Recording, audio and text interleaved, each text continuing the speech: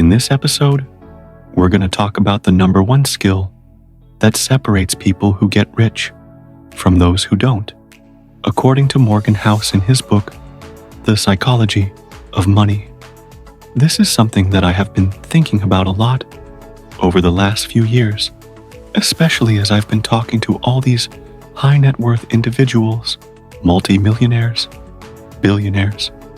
And what I've come to realize is there's a very important thing that they all have in common, and it has nothing to do with IQ.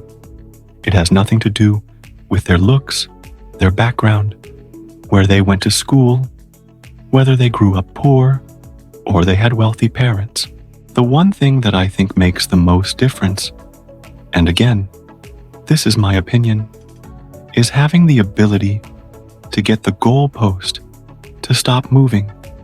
Now, what does that mean? Well, let me read you this quote from Morgan's book. If you want to be rich, you need to master the art of getting the goalpost to stop moving.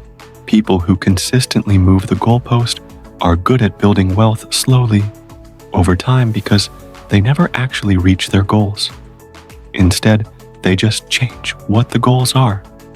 I love that definition.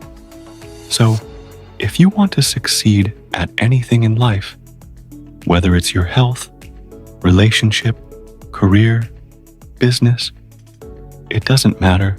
You have to get the goalposts to stop moving. So, in this video, I want to walk you through what this means, why this concept has been so powerful for me, and how you can use it to make progress towards whatever goal you have right now. The first part of this is understanding why most people keep moving the goalposts, and it comes down to 3 reasons. The first reason is temptation. There's always something new, shiny and exciting coming around the corner. It could be the next big diet fads, exercise program, business opportunity, investing craze, whatever it is.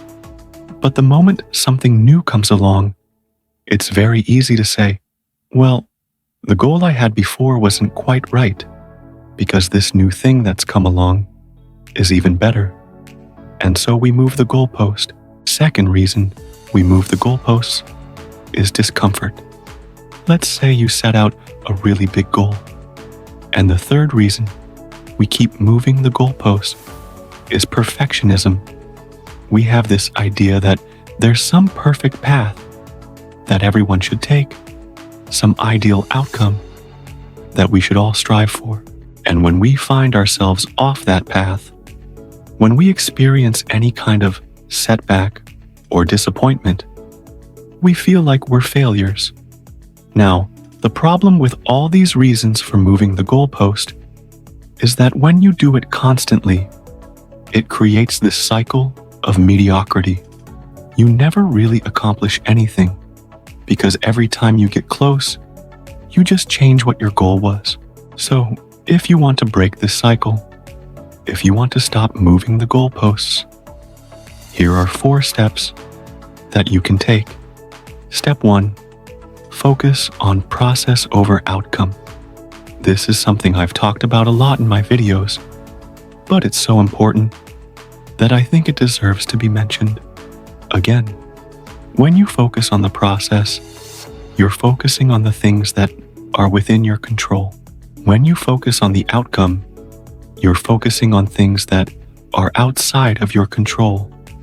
And when you shift your focus from outcome to process, you become less attached to the results.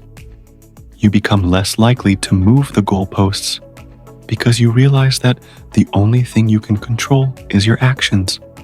Step 2, accept that progress is never linear.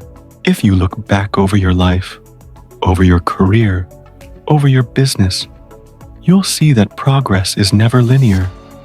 There are always ups and downs, twists and turns. And when you expect that, when you prepare for it, you're much less likely to be derailed by it. Because when things go wrong, when you face setbacks and disappointments, you know that it's part of the journey. You know that it's temporary, and you know that you can work through it. Step 3. Focus on the why. Before you set out any goal, ask yourself, why do I want this? Why is this important to me? And really dig deep until you get to the core of it. Is it because you want to feel good about yourself? Is it because you want to be respected by others? Is it because you want to be financially secure? Whatever it is, write it down and keep it somewhere where you can see it every day. This is going to help you stay focused on why you're doing what you're doing, especially when things get tough. And step 4 is get an accountability partner. This is someone who knows your goals, who you report to regularly, who keeps you honest, and who helps you stay on track. This could be a friend, a family member, a mentor, a coach. It doesn't matter. What matters is that you have someone who's invested in your success, who will call you out when you're slipping, and who will help you get back on track.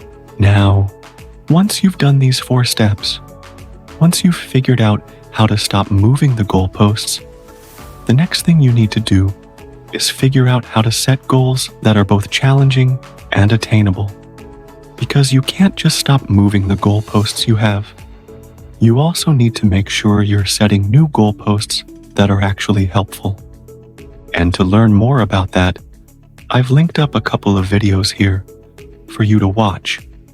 One is on goal setting, and the other is on the difference between intrinsic and extrinsic motivation.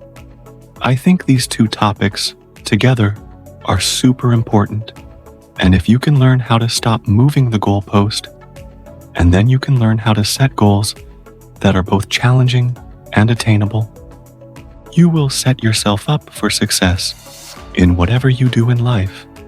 If you enjoyed this video, please make sure to subscribe. And if you'd like to continue to learn more about how to manage your money and invest it wisely, you might enjoy another video I did, which is 7 money lessons from the book The Psychology of Money. Again, I've linked that up right here. Thanks for watching, and I will see you in the next video.